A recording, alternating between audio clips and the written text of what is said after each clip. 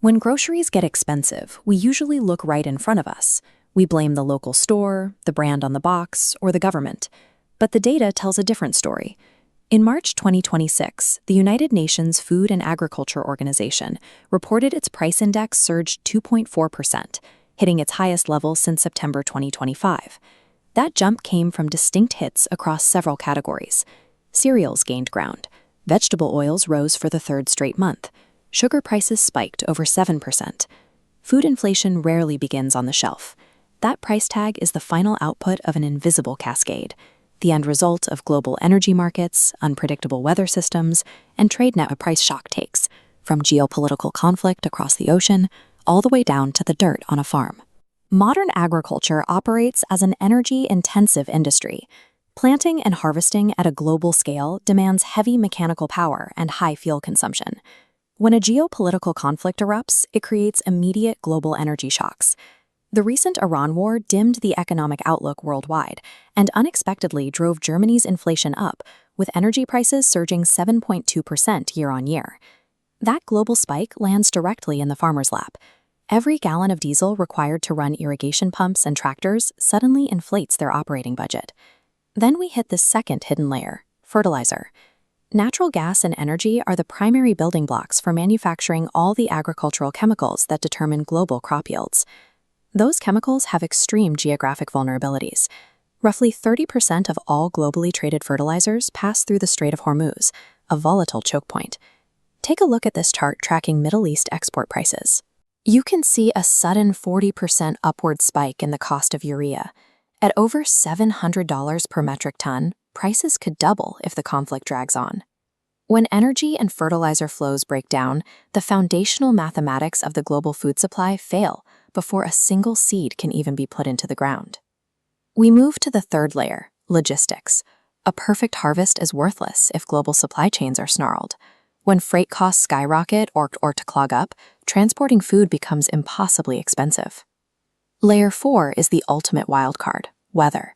It destroys regional yields regardless of human engineering. Recently, global wheat prices rose because of poor crop forecasts in both the United States and Australia. At the exact same time, expectations shifted in South America. Markets projected that Brazilian sugarcane would be diverted away from food and into ethanol production, driving global sugar prices up 7.2%. Finally, we introduce the fifth layer, the currency multiplier. Most of the world's food, fuel, and fertilizer is traded and priced in US dollars. If a nation's domestic currency weakens, it acts as a steep penalty. That country is forced to pay significantly more for imported food and agricultural chemicals in local terms, even if global baseline prices have remained perfectly flat.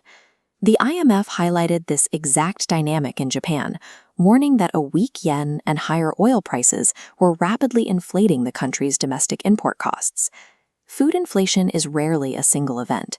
It is the chaotic overlap of expensive shipping and ruined weather and weak local currency, all crashing into an economy simultaneously. All of these upstream global pressures eventually collide in one specific place, the individual farm budget. Facing expensive diesel, tight credit, and doubled fertilizer prices, farmers adapt to survive.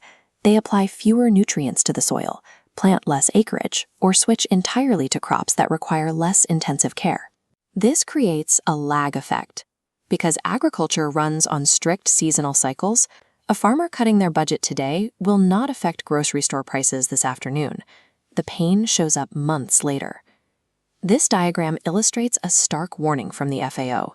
If high input costs persist past a critical 40-day window, farmers will lock in their reduced plantings, guaranteeing a fragile food supply well into next year. Food inflation operates like a time machine. An input crisis today forces a scarcity into the system that will hit supermarkets months from now. Once that cycle begins, it is incredibly difficult to reverse. This raises a macroeconomic question. When food prices surge, why do the world's most powerful central banks struggle so much to stop it?